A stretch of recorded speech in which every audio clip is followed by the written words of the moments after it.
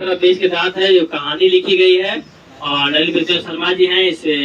और डॉक्टर भीमराव अम्बेडकर बताते हैं जाति प्रथा के बारे में पहला अध्याय, और दूसरा अध्याय के बारे में बताएंगे। एक सेन साहब थे, उनके बेटा का नाम था कासू, जिसको खोखा बोलते हैं, और उनके 5 पुतलियां मतलब 5 बेटियां हैं। बेटियों के बाद लड़का हुआ था, और सेन साहब अपने बेटे को इंजीनियर बनाना चाहते थे। सेन साहब का लड़का किसी का भी गाड़ी तोड़ देता, फोड़ता, किसी का हवा छक्का निकाल देता, तो उसको इंजीनियर की बात देखते थे, कोई दिक्कत। यानी सेन साहब बहुत ही घमंडी इंसान थे, कोई दिक्कत।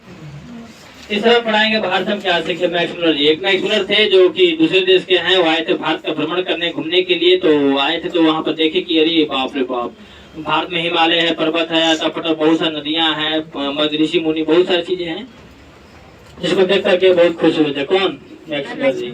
अगला है नाखून क्यों बढ़ते हैं, हजारी प्रसाद द्विवेदी। हजारी प्रसाद द्विवेदी बताते हैं कि पहले के मनुष्य बड़े बड़े नाखून रखते थे। पहले के मनुष्य जो है कि बहुत ही स्वार्थी नहीं थे। पहले के मनुष्य शिकारी थे मानते हैं, लेकिन अब के मनुष्य स्वार्थी हैं और शिकारी दोनों हैं। पहले के मनुष्य नाखून को बढ़ा कर शिकार करते थे, अब आज के मनुष्य हैं जो कि बम बारी बना के शिकार करते हैं। हथियार, बम बारी, शेर को मारना है, मुर्गा काटना है तो उसके लिए चाकू बनाएंगे, है ना, किसी मनुष्य को मारना है उसके लिए पिस्तौल बनाएंगे, ऐसे करके हजारी प्रसाद देते होते। तो आज के मनुष्य जो है खतरनाक रूप लिया हुआ है। अगला आपका है 5वां बच्चों नागरी लिपि। निबंध के बारे में गुणाकर मुनि जी कहते हैं कि हमारे भारत का जो लिपि है वह नेपाल से, है ना, कई प्रकार के राजाओं से, दक्षिणी क्षेत्र के, उत्तरी क्षेत्र के, पूर्वी क्षेत्र के, प्रत्येक प्रकार के राजाओं से मिलता जुलता है। तो निबंध के बारे में जो है नागरी लिपि यानी देवनागरी लिपि का वर्णन किया गया है, कोई दिक्कत। अगला आपका है बहादुर। बहादुर को लिखने वाले अमरकांत जी। अमरकांत जी कहानी लिखते हैं कि अमरकांत की पत्नी जो थी निर्मला, वो चाहती थी कि हमको नौकर मिले। क्या मिले? नौकर मिले। वो अगल बगल के नौकर को देखती थी तो बड़ा खुश होती कि हम ये स्वामी, ये राजा जी, हम के नौकर लिया दें। तो ये कहना कि ठीक बता लिया थी। अमरकांत के साले साहब जाता है स्टेशन पर, तो कहने थे स्टेशन में गए एक बार बहादुर नाम का लड़का रहे, वो कावल अपने गांव छोड़ के भाग कर। दरअसल बात कर रहे हैं कि ओकर माई ओके का कह रहा है कि भाई चराव करे ना, भाई चरावगा तो पेड़ तो भाई से बड़ा हैरान करते रहे। ये बहादुरा है, देखो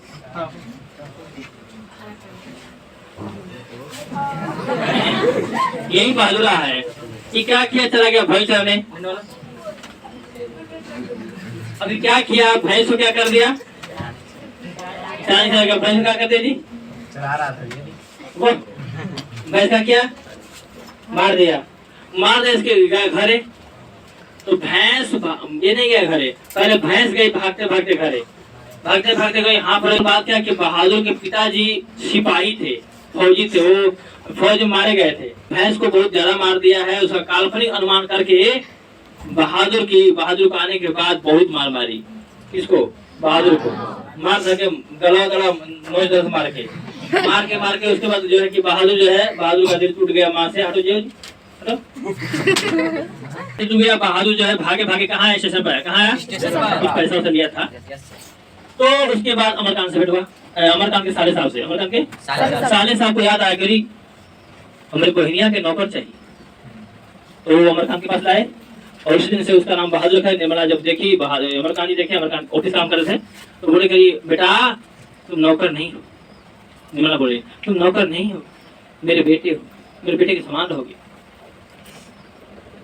बहादुर का रंग गोरा, चिपटा मुंह, नेपाली जैसा चेहरा, गले में स्काउटो पाते था और एक टोपी लगाया हुआ था, कोई दिक्कत।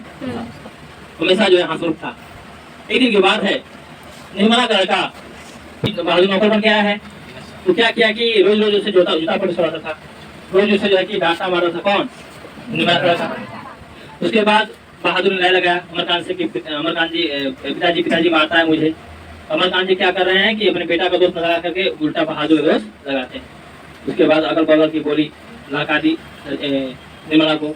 निर्मला बोले आप तो बड़ा सीधा सीधा रोटी खाता है, बहादुरा एक काम कर, रोटी बंद रखा है। बहादुर रात भर बिना खाए पे रहा। उसके बाद बासी बचा था सब्जी, अपने हाथ से लोहिया बेला, अपने हाथ से जो रोटी लगाया, खाया। उसके बाद एक बार की बात है, अमरकांत घर रिश्तेदार है ना, समझे ना, तो लोग चुपता थे। तो ऐसा रिश्तेदार था जो कि चोर था। क्या हुआ कि पैसा के इल्जाम लगा दिया। बोला कि हम चौकी पर अभी रखे थे पैसा, और यहाँ से पैसा क्या हो गया, गायब हो गया। दरअसल बात यह है कि पैसा लाया ही नहीं था, ना कुछ खर्च लाया था। अमरकांत से बोलता गवाही में, ये जी पैसा हमारी चोरी हो गई, पैसा रहा तुम कुछ की लेती, क्योंकि पहले ले अब यही इल्जाम जो है बार बार बहादुर लगाया गया। उसके बाद अमरकांत ने एक झापड़ खींच के क्या किया, मार दिया। किसको? बहादुर का दिल टूट गया। तो बहादुर ने घर छोड़ कर क्या किया, कुछ नहीं लिया था बहादुर। निर्मला बोलती थी कि बहादुर तुम अपने गांव जाओगे, तुम्हारे लिए ढेर सारे पैसे, धन रकम सब देंगे। बहादुर अपना कपड़ा तक भी छोड़ के चला गया। उसके बाद निर्मला का लड़का, निर्मला, अमरकांत सब जोड़ते रह गए बहादुर कहाँ गया। सब तो ये है बच्चों, निर्मला भी मारी, निर्मला का लड़का भी मारता था, और अमरकांत भी लास्ट में जो है थप्पड़ मार दिए। उसके बाद दिल बहादुर का दिल टूट गया, यानी बहादुर टूट गया। उसके बाद कुछ घर को चला गया। तो दिक्कत ये कहानी थी। कौन? बहादुर एक हंसमुख और बहुत ही अच्छा लड़का है। पढ़ाएंगे आप लोग को मजा आएगा, ठीक है? आगे क्या नाम है? परंपरा के मूल्यांकन जो निबंध है, इसके लेखक हैं रामविलास शर्मा। कौन है? कहे रोले भाषा तो नहीं है। हम आदमी नहीं है क्या भैया? मेरा आवाज ऐसा है तो आप लोग हंस हंस करके मजा ले रहे हैं। पढ़िए। परंपरा का मूल्यांकन जो निबंध है बच्चों, ये रामविलास शर्मा जी लिखे हुए हैं। यहाँ के बड़ा सुंदर आदमी जवान पर, इनका से हमारा रिश्ता रहे पहले, देखा की जगह बुढ़ा गए। उन्होंने हमारे भारत की परंपराओं के बारे में बताया। हमारे भारत की परंपरा कैसी है? देखिए, हमारे भारत की परंपरा पहले ये है कि यहाँ सदियों से एक नदी है जिसका नाम गंगा है, वो पवित्र नदी, पवित्र है। उसके बाद हमारे भारत की परंपरा बहुत ही सजल है, सुंदर है और काफी सुशील है। कहाँ की परंपरा? तो भारत की परंपराओं के बारे में कैसे शादी विवाह अथवा जो भी होता है बच्चों संस्कार में, तो वो हमारे रामविलास शर्मा जी चर्चा करते हैं। कोई दिक्कत? पूरा पढ़ाएंगे तो आप लोगों को बता देंगे। अगला आता है जीत गीत मैं निरखत हूँ, और ये पूछा है साक्षात्कार। क्या? जीत गीत मैं निरखत हूँ बच्चों, ये लिखे हैं पंडित बिरजू महाराज। बच्चों, जिंदगी में नहीं जाना चाहिए कब कैसी की स्थिति आ जाए। एक बार की बात है, पंडित बिरजू महाराज के पिताजी एक बड़े आदमी के यहाँ नाचते थे। क्या करते थे? तो ये भी अपना जाते थे संग में, करते थे, जाते थे। मतलब बड़े हुए बेचारे, बड़े होकर के बहुत बड़े सनई वादक हुए। कौन? पंडित बिरजू महाराज। और नाचने में, ठुमके लगाने में बहुत ही स्टाइल मैन बने। कौन? बिरजू महाराज कहते हैं कि आज के जमाने में, वर्तमान में लोग नाचने गाने के लिए चौकी, डीजे, आवाज आदि का साथ लेते हैं, क्योंकि हम लोग ऐसा करते नहीं थे। हम लोग मिट्टी पर भी नाच लेते थे, नीचे भी। और आज के लोग रात में प्रोग्राम ज्यादा करते हैं, दिन में नहीं। तो उनको क्या चाहिए? झाला बत्ती चाहिए, नया नया लाइट चाहिए ताकि चेहरा चमके। हम लोग क्या करते थे कि हम लोग दिन में ही ठुमके लगा देते थे। तो दिक्कत, तो पहले के लोग संगीत से, पहले के संस्कार से क्या है, अंतर है। इसके बारे में दर्शाए हैं कि किस प्रकार से मनुष्य का जीवन संघर्ष भरा होता है। और ये 7वां अध्याय जो पढ़ रहे थे हम लोग, परंपरा का मूल्यांकन है। भारतीय परंपरा के बारे में हमारे रामविलास शर्मा जी चर्चा करते हैं। कोई दिक्कत? 9वां है आपका अवन्यो, और लिखने वाले कौन है? अशोक वाजपेयी। भारत के पार्टी भेजे कि अशोक वाजपेयी जी आपको हमारे देश आना है। कहाँ आना है? देश आना है, जहाँ पर पड़ता है लाल सतलुज। क्या पड़ता है? जाना तुमको। तो अशोक वाजपेयी चले गए, गर्मी का समय था। अशोक वाजपेयी जी अपने साथ एक राइटर मशीन, लिखने वाला, किताब जो लिखने वाला था वो भी ले गए थे। पादरी जो होते हैं, अंग्रेजी में उसको पास्टर बोलते हैं, और हिंदी में उसको पुजारी बोलते हैं। क्या बोलते हैं? पुजारी मंदिर के लिए होता है, पादरी होता है चर्च के लिए, और मस्जिद के लिए होता है मौलाना। कौन होता है? मौलाना किसके लिए होते हैं? मस्जिद के लिए। पादरी किसके लिए होते हैं? चर्च के लिए। और पुजारी किसके लिए होता है? एक और बच रहा है, गुरु किसके लिए होते हैं? सिख के लिए। सिख मछली बहुत ही अच्छा बात है। मछली में आप इधर आइए, आइए इधर, आप इधर खा जाओ। इधर आओ। तुम ही आओ, नहीं तुम बैठो, तुम आओ, तुम लंबाई में छोटा हो। आओ ना जरा जल्दी आओ, वीडियो बनेगा। अरे कृपया रखना जा संतु। ये और ये रहा नरेन, ये रहा बचपन का। देखो मैं पहले कैसा था तो ऐसा था। मेरा नाम नरेन है, ठीक है। विनोद कुमार शुक्ल का बचपन का नाम क्या है? नरेन है। और विनोद कुमार शुक्ल के पिता मैं हूँ, मतलब मैं हूँ। और देखिए ये कौन है? तो संतुआ है। कौन है? संतुआ। एक बार की बात है कि इन दोनों की दीदी है। कौन है? दीदी है। ये दीदी क्या की, हम और मतलब सब लोग मिलकर गए बाजार। कहाँ गए? और भी अच्छे से एग्जाम्पल देंगे, लेकिन पहले आप लोग को पाठ परिचय में ही घुमा देते हैं। ये दीदी हैं, इनके 2 भाई हैं। ये संतुआ, ये नरेन। और भगुआ कौन बनेगा? भगुआ तू आ उड़वा, मछली काटने वाला पाटा पर भगुआ उधर खड़ा जाओ, देखो भगुआ को। ये भगुआ है, ये बड़ा खतरनाक है। एक तुम खड़ा होकर वीडियो बनाइए। ये खतर तो बैठ के देखो ना, इसको पहले 10वां अध्याय सुनो। ये भगुआ है, ये मछली कैसे काटता है? तो ये हमारा चेला है। जैसे मैं कहूँगा वैसे काटेगा। ये बोलेंगे कि थोड़ा छोटा सा मोटा कर देना, छोटा कर देगा। ये क्या करता है ना कि पहले मछली को पकड़ता है, मछली को मुआ देता है। मुआने के बाद मतलब मुआता क्या, जिंदे रहता है, उसमें राख लगाता है। राख क्या लगाएगा? ये राख लगाएगा। राख लगा के जानती हो क्या किया जाता है? राख लगा के मोला देता है, मछली को काटता है। राख लगाता है, राख लगा के मोलेगा, मोलने के बाद छोटे छुड़ाएगा। और रखा है पाटा, वो रखा है गणेशा काटने वाला भगुआ। ये संतो है। ये कौन है? आइए कहानी में आते हैं। बाजार गए, 3 मछली खरीदी गई, जिनमें से 1 मर गई, 2 मछली बची।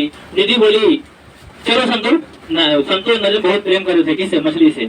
इन्होंने बोला इन्होंने बोला कि हम लोग क्या करेंगे? मछली को पालेंगे। क्या करेंगे? पालेंगे। ज्यादा मात्रा में ये बहुत प्यार करता है संतु मछली से। 1 नंबर का डरपोक है मछली से। को फंसाएगी तो क्या करेगा? रह जाएगा। सुनिएगा, मछली लाई गई, बर्तन में डाली गई। डालने के बाद मछली फंसाती है ना, उछलती तो डरता था।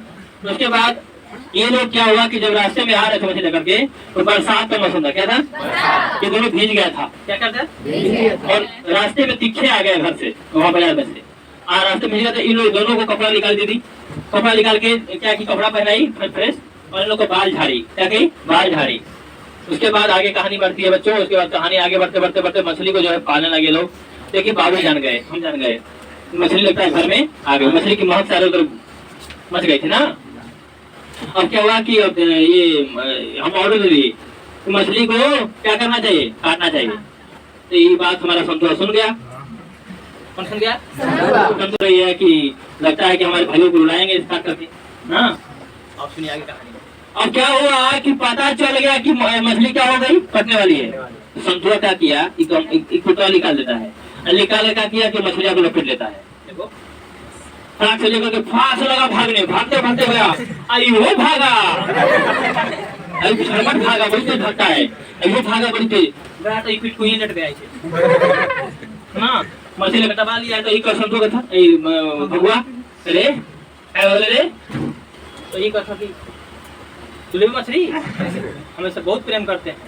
अब खुमा के पास चला गया है, तो उनके ढकने ना लगा ना। खुमा के पास चला गया है और वो बेचारा पकड़ा गया। तो भगुआ जो खुंसाया और मछली को छीना। क्या किया? कहते हुए कहिए वहाँ छीनने के बाद जो है लेके वापस आया।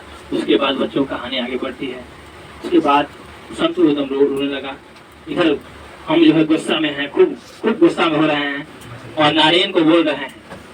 भगुआ आया, भगु बोले ए भगु, बोले क्या सर? Yes sir.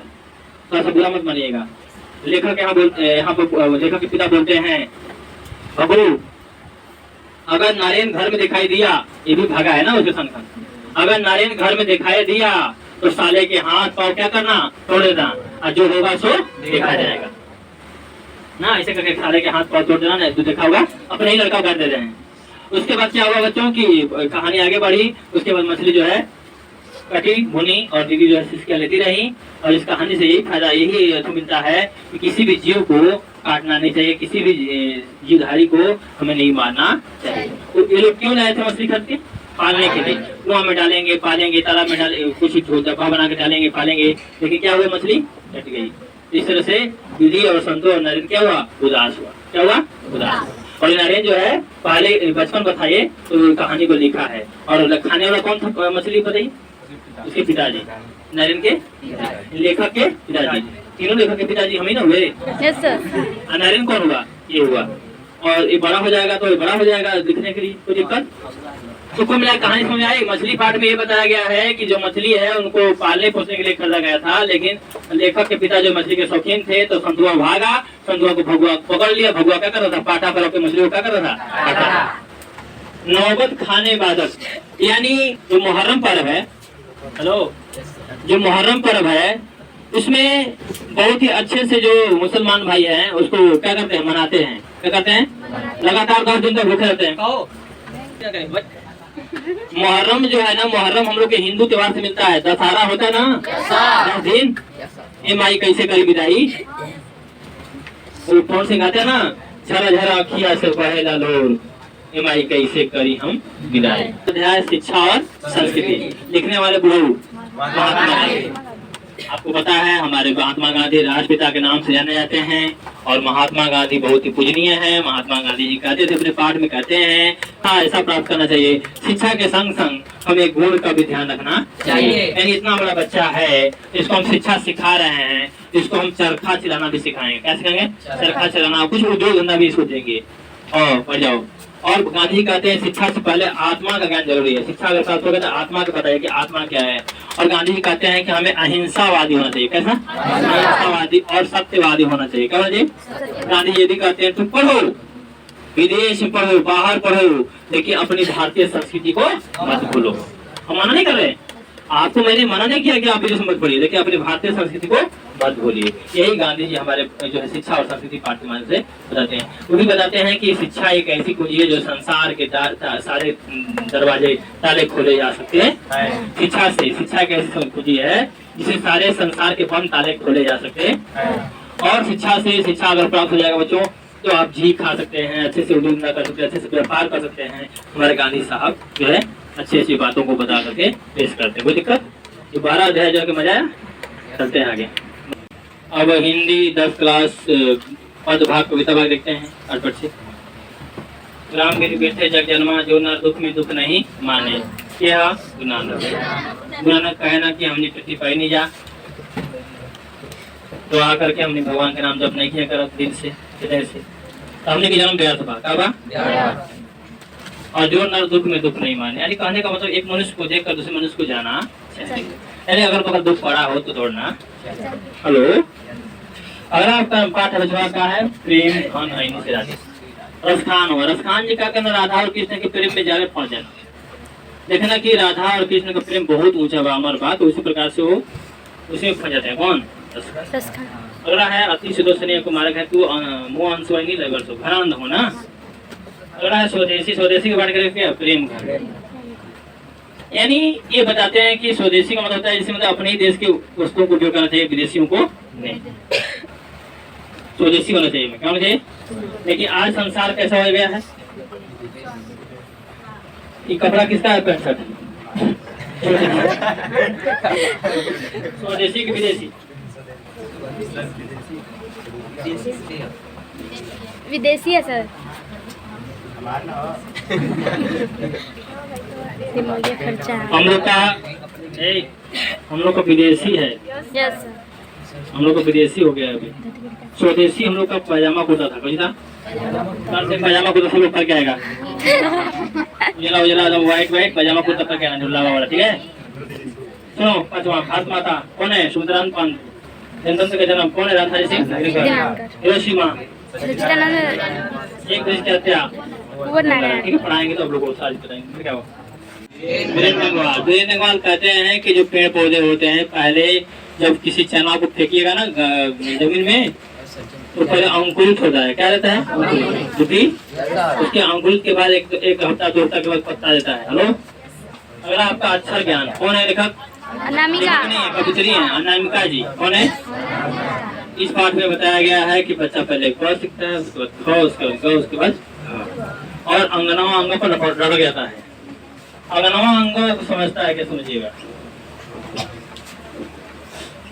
ये अगनवा अंगों में द को माँ समझता है, क्या समझता है? बच्चा। क्या समझता है द को? माँ। और बिंदु को मतलब अनुस्वार। बिंदु मतलब क्या होता है? अनुस्वार। इसको समझता है बैठा हुआ गोदी में बेटा, बैठा हुआ गोदी में बेटा। क्या समझता है? बैठा हुआ गोदी में बेटा। फिर समझो, अनामिका जी कहती है क सीखता है, ख सीखता है, ग सीखता है, घ सीख देता है, लेकिन अंगना अंग कहने आता है। तो अंगना में क्या होता है देखिए, इसको ड को क्या समझता है? माँ। क्या समझता है? अभी याद कर लो, बताएंगे पूरा। ये बिंदुआ को बैठा हुआ बेटा समझता है। क्या बैठा हुआ? बेटा। ये माँ हो गई तो गो जो बैठा हुआ बेटा। क्या होगा? ये समझ रहा? ये कहता है अनामिका। अगला है, लौट कर आऊंगा फिर, जीवनानंद दास। दरअसल बात है कि जीवनानंद दास जी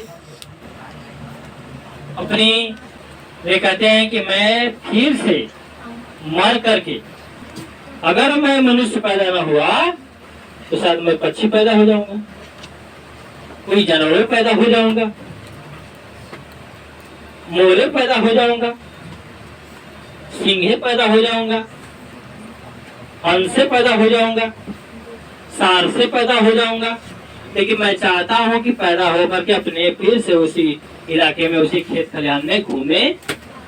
कहते हैं कि तुम देखोगे मुझे गौरैया के रूप में, तुम देखोगे मुझे उल्लू के रूप में। अगर उल्लू के रूप में देखता हो तो देखेगा मुझे नाव खेते हुए आदमी। यानी कुछ न कुछ जीवनानंद दास जी अपने अपने अपने प्रदेश में फिर से जन्म लेकर के आना चाहते हैं। कौन? जीवनानंद दास। समझ में आएगा कि नहीं? अगला है, मेरे बिना तुम प्रभु न मरेंगे। सबसे खूबसूरत पाठ, और बता के मैं लाश कर जाता हूँ। साफ सब कहते हैं, यानी 12वां अध्याय पद भाग के मान बताया गया है, हे प्रभु, हे स्वामी, हे परमेश्वर, हे ईश्वर, हमारे बिना तुम अधूरे हो। क्या हो? अधूरे हो। हे प्रभु, आपका फोटो किसने बनाया? आपका मंदिर किसने बनाया? आपका पाँव कौन धोता है? आपका पाँव कौन धोता है? आपका मंदिर कौन धोता है?